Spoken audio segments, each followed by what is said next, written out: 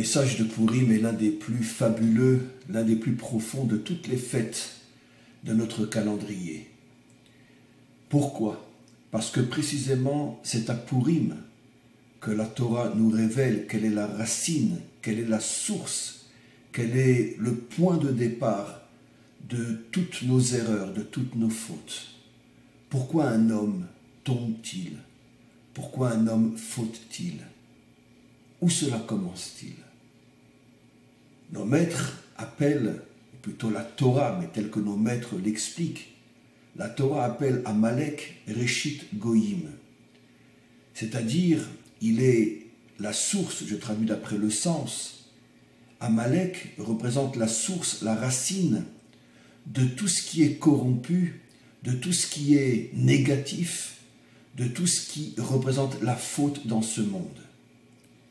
Et pourquoi Amalek?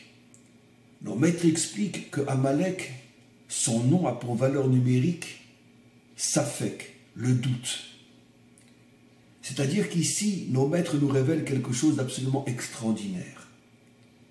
La racine, la source de toutes nos chutes, de toutes nos erreurs, de tous nos affaiblissements, jusqu'au point de tomber dans la faute, et parfois même dans de graves fautes.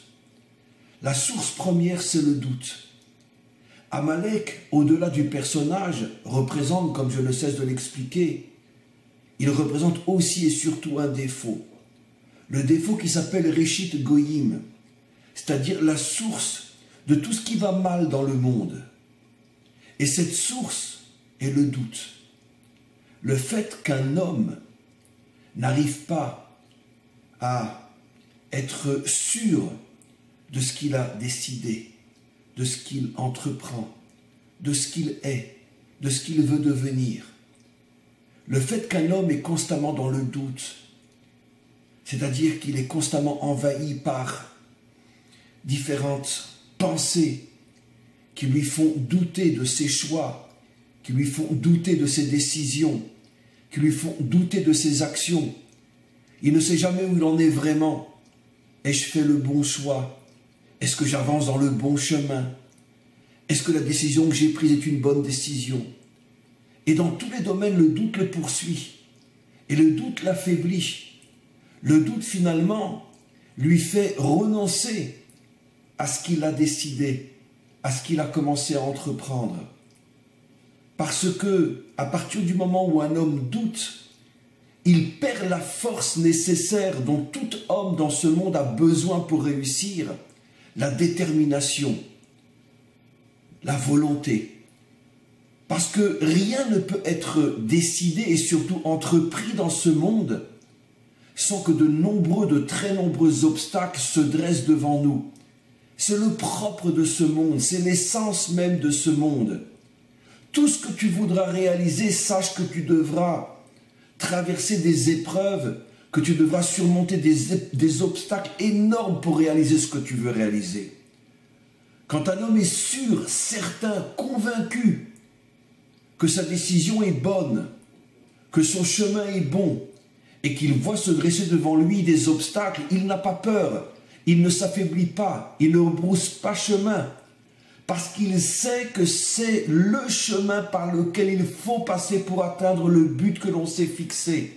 Aucun but ne peut être atteint sans obstacle. Et donc sa conviction d'avoir fait le bon choix lui donne la force et la volonté de défoncer les obstacles et d'atteindre le but qu'il s'était fixé.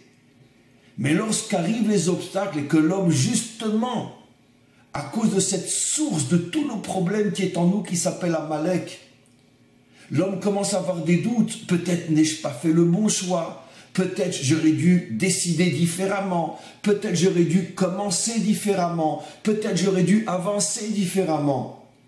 Tous ces doutes nous amènent finalement à la conclusion que, allez, j'arrête, je retourne en arrière, je rebrousse chemin, j'abandonne. Et ça, c'est Amalek. Amalek est bien sûr lié à la fête de Pourim, comme on le verra dans le prochain clip, parce que c'est Aman, descendant d'Amalek, et nous continuerons très bientôt la suite de cette explication.